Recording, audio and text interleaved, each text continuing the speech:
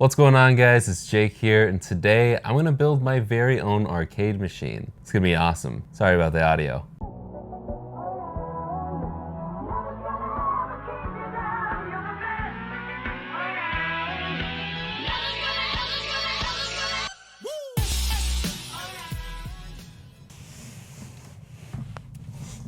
I think I'm gonna need a different lens. So I got this bad boy at Goodwill for not 350 bucks. It was the yellow tag this week, so I got it half off for 175. Still not like insanely good, but decent. But I don't really know any of these games. Never really played any of them. I know what Ghosts and Goblins is, but I don't think I've ever played it. Sorry if one of these is your favorite, but I just never heard of them. Also, the left joystick, this guy, doesn't read the down, so I gotta fix that. But I really don't care to have Final Fight or any of the other games on here, so we're gonna mod it. I'm going to tear this thing down and pretty much just use it for its screen and the chassis. So let's just tear it down. If only I had the LTT screwdriver.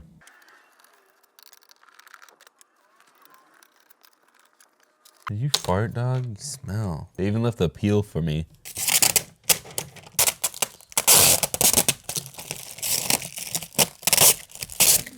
Is that satisfying?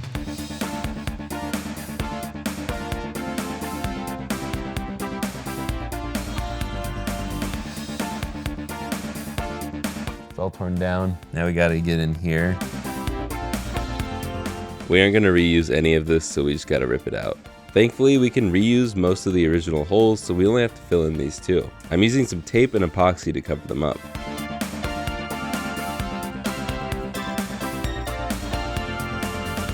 Then once all that was done, I covered the cabinet in spray paint. I'm not the best with spray paint, but I wanted to challenge myself and try to fade purple to blue just like my logo, and I think I did a pretty good job.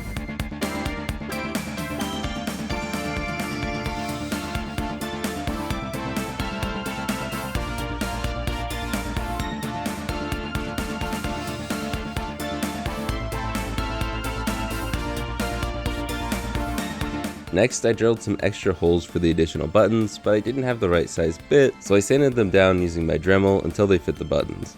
Another challenge was cutting some acrylic to replace the old scratch screen lens. If you didn't know, you can cut acrylic by scoring it and then pushing it down over the edge of the table. But not like that. How? So I had to finish it off with my Dremel.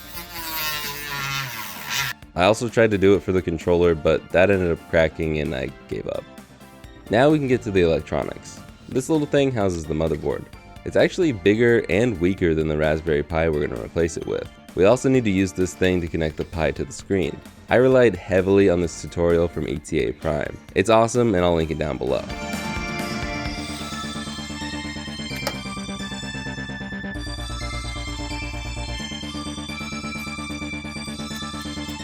In the video, he screwed it down to the wood, but mine just didn't reach. I just used double-sided tape left over from modding all those Game Boys on Mod Mondays. Then I used nails to hang the Raspberry Pi 3B I have for this build. Shout out to my friend Mikey for letting me have his Raspberry Pi. We can use nails because the case he had for it has these convenient mounting holes to hang it. Once all that was hooked up, I screwed the acrylic down to protect the screen.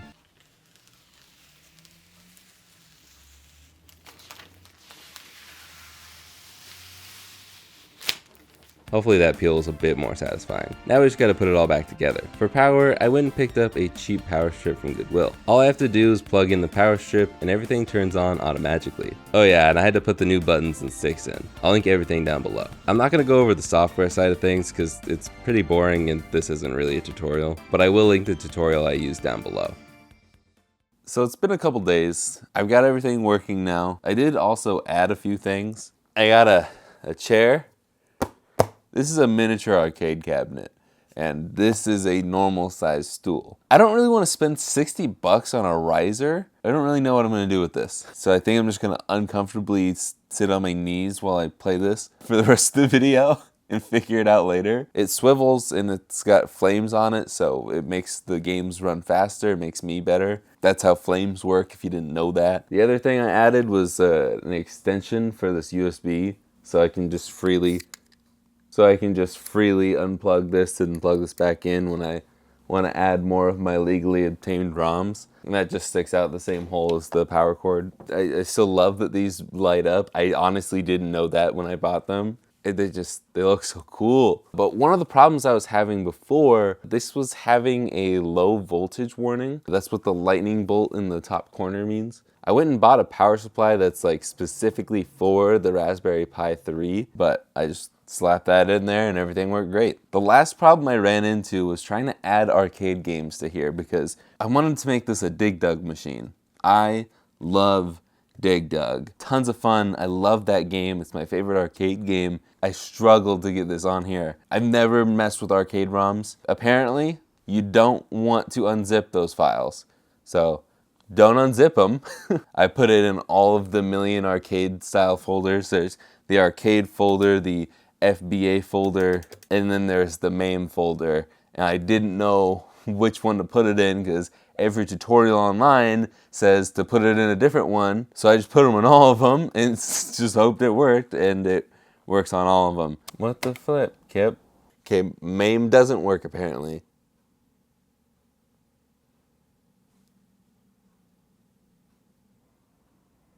Dude, why is he faster than me? Okay, well, I suck. I'm not good at video games. That's why we don't play them on the channel. I do wish that I had more buttons with this set because I made it so I could play through the PS1 because apparently that's what this is capable of doing. So if I want to exit a game, I don't have an extra button to do that. Really the only way I can do that, because there's no way to like get out of the arcade setup that I know of at least, is just turn it off. Also, the only way I could get the speaker to work was adding a Bluetooth chip to it. But you could also use the speaker to play. That's as loud as it gets though. I'm not even turning it down because it's YouTube. Also, this just happens from time to time. Like, I assume this is normal, but because it's happened a lot. This is the first time it's happened since I got a good power supply for it. All I do is reset the power and usually it works. By the way, this is how high up the stool will get you. So you end up playing like this. Makes me feel like a giant. It crashed again. Woo! Okay, this is like the third time in a row it's crashed. Can someone please let me know what I'm doing wrong in the comments? I'm sure it has something to do with me not having an escape button and just killing the power on it. This kit doesn't have any more buttons, so I don't really know what to do. There is a slight bit of delay.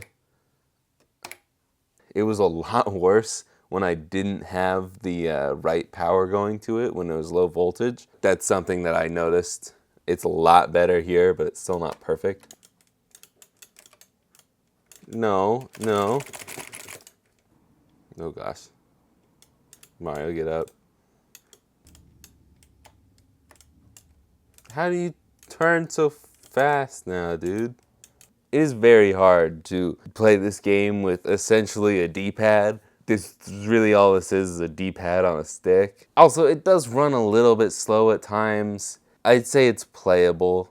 I just don't know if every Nintendo 64 game is playable. If you get a Raspberry Pi 4, you should be fine. I was gonna do my outro here, but this doesn't seem like the most flattering angle. One thing I'm not super happy with is the acrylic sheet that I replaced it with. I don't have a border for it, but my thought was I have a P.O. box now, if you didn't know. And if you want to send me some stickers so we can just sticker bomb the border, I thought that'd be a cool little thing. Maybe it'll ruin the clean aesthetic, but I don't know. I think it'd be cool to have my subscribers be a part of this machine. This has got to be my favorite project so far. It was so much fun and it was a lot of work. Yeah, I think it'd be cool for you guys to be a part of it as well. So if you want to, here's the P.O. box. You can send it there. If you thought it was cool, you know, listen to Brittany.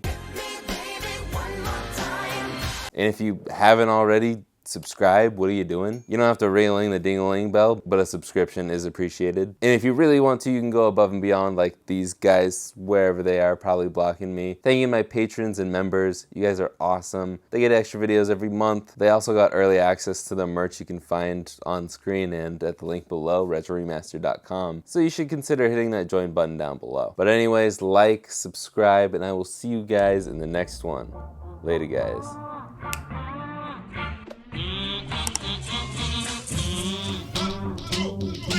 I feel like that was not a good shot angle, so we might do that again.